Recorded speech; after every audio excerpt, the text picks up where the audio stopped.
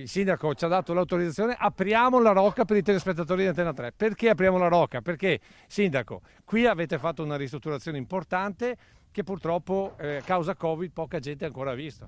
Assolutamente, a giugno 2019 l'abbiamo riaperta dopo 2 anni di intervento di restauro con una nuova scalinata di accesso al camminamento. Nicoletta vi fa vedere che cosa si vede perché Asolo è la città dei 100 orizzonti.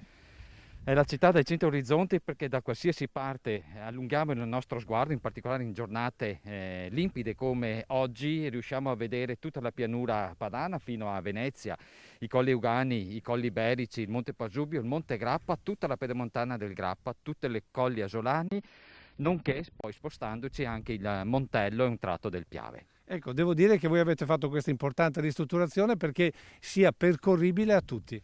Esatto, come vedete alla mia sinistra sono stati ricomposti tutti i melli che erano stati danneggiati, è stato risistemato il camminamento, è stata rifatta la scala di accesso con la speranza che i vostri telespettatori, i nostri concittadini, i cittadini del Veneto e del Triveneto quanto prima possano venire a trovarci e a vedere la bellezza della città dai 100 orizzonti.